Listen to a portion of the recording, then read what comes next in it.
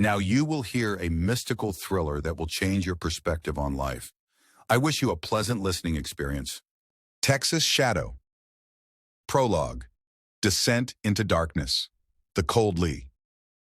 The screams of other patients blended with the heavy footsteps of nurses. Lisa gripped the edge of the bed, trying to hold on to reality. Her memory was like an old torn film, blurry frames, unsettling sounds, and a blow once she had everything. A family, love, hope. Now only an ominous silence remained. Part 1. Life Before the Nightmare. Austin, 6 months earlier. The sun's rays streamed into the spacious kitchen of the Wayne household.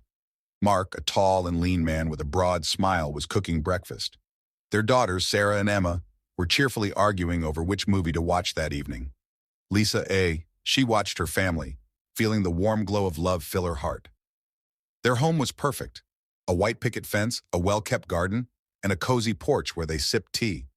But behind the facade of tranquility, cracks were forming. Lisa noticed Mark often stayed late at work. His calls became more nervous, and his conversation one night, he came home late. Lisa overheard him talking on the phone. "We can't keep this up. It's too risky." He abruptly ended the call when he saw her standing in the doorway. "It's nothing," he muttered, avoiding her gaze. Lisa felt something cold creep into her soul. Part 2. The Night of the Murder. A bloody knife, the wail of sirens, the faces of police officers reflected in her wide eyes. The house looked like a scene from a nightmare. Overturned chairs, broken dishes, and bloodstains on the walls.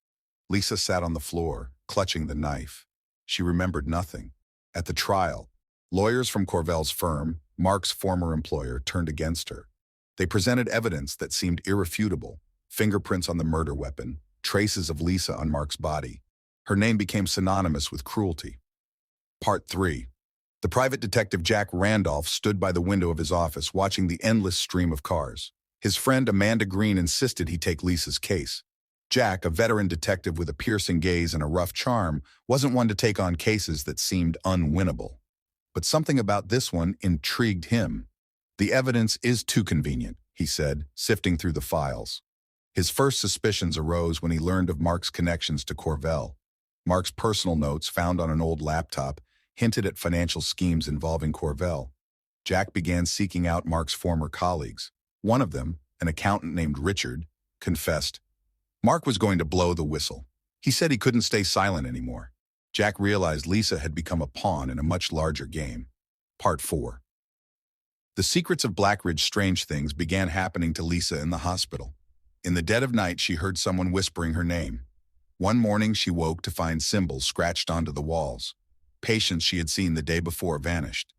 When Lisa asked the nurses, they merely waved her off. "You're imagining things." One doctor stood out, a tall man with deep wrinkles on his face. His eyes were icy, and his demeanor gave Lisa an unsettling sense of danger. She began keeping a journal, recording everything that happened. Lisa felt as though someone was trying to communicate with her through these symbols. Part 5. The Revelation. Jack uncovered records proving Corvell's financial crimes. Risking everything, he broke into the firm's office under the cover of night. He discovered Corvell had hired a killer to eliminate Mark and then framed Lisa. The assassin, known as the Shadow, had been wanted for other crimes for years. Jack presented his findings to the authorities. This became a turning point in the case. Part 6. Freedom and a New Threat. When Lisa was released, she emerged from the hospital a changed woman. Her face was pale, her eyes empty. The world felt alien to her, but her nightmare was far from over. The whispers returned at night. One day she saw a shadow in the corner of her room. She was certain something from Blackridge had followed her. Jack, accustomed to danger, took her fear seriously. He knew Corvell and the Shadow might have left loose ends, but the deeper he dug, the more chilling coincidences he encountered. Unanswered calls, informants disappearing without a trace. Epilogue. The last call night. Silence. A phone call interrupted Jack's thoughts. It was Lisa. "They're still here," she whispered. "They're coming for me." The call ended abruptly. Jack drove to her house. The door was ajar. Inside, emptiness. On the mirror, written in red letters, were the words, "Some doors can never be closed." Part 7. On the trail of the shadow. Jack Randolph felt the icy cold creeping into his heart as he stood in front of the mirror with the inscription. The writing looked fresh. The blood still hadn't dried. On the floor lay Lisa's diary, open to the last page. They want me to go where it all began. Blackridge. Blackridge had been a mystery from the start. The hospital where Lisa had once been held had been closed for several months due to restructuring. But Jack knew that behind the official story, something darker was hidden. He decided to go there, but he knew it was deadly to go alone. Jack contacted Amanda Green, who, in addition to her legal practice, was known for her connections in the world of journalism and exposés. She agreed to help. "Are you sure we can get inside?" she asked, as they stood by the closed gates of Blackridge. "If it doesn't work, we'll find another way." Jack adjusted the revolver at his waist. "They're hiding something, and we need to find out." Part 8. The Labyrinths of Blackridge. The hospital was like a living nightmare. The corridors drowned in shadow, and every sound seemed like the echo of something sinister. Old equipment flickered, as if someone had just turned it on. In one of the rooms, Jack found records that shed light on the cruel experiments. Patients, including Lisa, had been subjected to a drug that was supposed to stimulate their memory. Instead, it caused hallucinations, paranoia, and complete submission to the will of those controlling the process.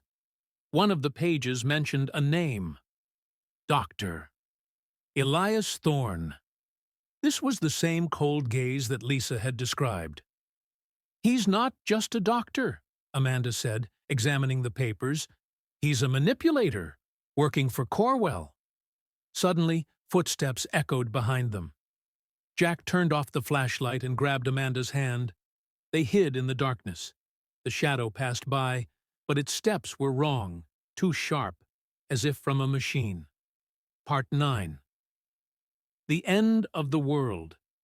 Deep within the hospital, they found a hidden laboratory. On the walls were screens capturing the memories of patients, including fragments of Lisa's life.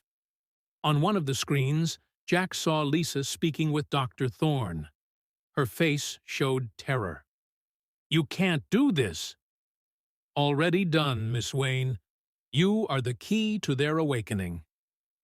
At that moment, the lights went out. A low, metallic screech filled the air. Amanda turned on the flashlight, but immediately regretted it. Before them stood a man in a long black cloak. His face was hidden by a mask. In his hands, he held a blood-stained knife, like the one from the night Mark was murdered. "You shouldn't have come here," the voice thundered. Jack drew his gun and fired, but the figure dissolved into the air, as if it had never been there. Part 10. The Last Pages. Jack and Amanda left the hospital under the cover of night, carrying with them the diary, the records, and the feeling that someone was following them. Lisa had disappeared, but her trail led to an abandoned mine nearby. Locals spoke of shadows wandering on their own there. Amanda insisted they return to Austin and hand everything over to the authorities, but Jack felt that the case was far from over. Their office phone rang. On the other end of the line was a whisper, "Help!" Jack immediately recognized the voice. It was Lisa. "Where are you?" he shouted. They opened the door, and the connection was cut off. On the desk was a scrap of paper that hadn't been there before. It was written in bloody handwriting. "The finale is near. Find me if you dare." The Texas shadow emerged from the darkness. But is the world ready for her return? Part 11. Meeting the Darkness. Jack felt he was getting closer to the heart of the mystery. The abandoned mines of Blackridge greeted him with a hollow silence. The lantern revealed rusted structures and walls covered in strange symbols. Here, in this ancient darkness, everything had begun. And here, it was meant to end. Lisa was there. She stood in the center of the hall, surrounded by moving shadows. Her eyes were closed, and her body barely held itself upright, as if an invisible force held her captive. "Lisa!" Jack called, but the shadows only spun faster, as though protecting her. He appeared in the shadows. Dr. Elias Thorne. His face was twisted in a malicious grin, and his voice sounded as if it came from the very abyss. "You don't understand what she means," he said. "Lisa is the key. Through her, the gates to our world open." Jack pulled out his gun and aimed at Thorne. "Let her go, or I'll finish you." Thorne only laughed. "You're too late, Detective. We are already here." The final choice. Jack realized the gun was powerless against the darkness Thorne had summoned. He pulled out Lisa's diary, where symbols and words had been written that could stop this nightmare. Lisa herself had left these clues, as if she had foreseen her fate. "You can't!" Thorne screamed, raising his hands. The shadows began to thicken, as though they were trying to reach Jack. But he began to read. The words tumbled from his lips, and the symbols on the walls flared with bright light. The shadows howled, disappearing one by one. Thorne darted toward Lisa, but the light surrounded her, pushing him back. "No!" he cried, before his figure vanished in a flash. The end of darkness. Lisa fell to her knees, breathing heavily. Jack rushed to her and helped her to her feet. "Is it over?" she asked, her voice weak but full of hope. "Yes," he replied, though he knew it wasn't entirely true. He felt the air in the mine grow lighter, as though the earth itself had sighed with relief. They stepped outside, leaving the darkness behind. The sun was already rising, painting the sky in golden-pink hues. Lisa closed her eyes, feeling the warmth of the light for the first time in a long while. Epilogue. Light and Shadow. Lisa left the city, leaving her past life behind. She knew the ghosts of this story would haunt her, but she was ready to start anew. Jack stayed in Austin, understanding that his work was done. But one day, when opening the drawer of his desk, he found the very note that shouldn't have been there.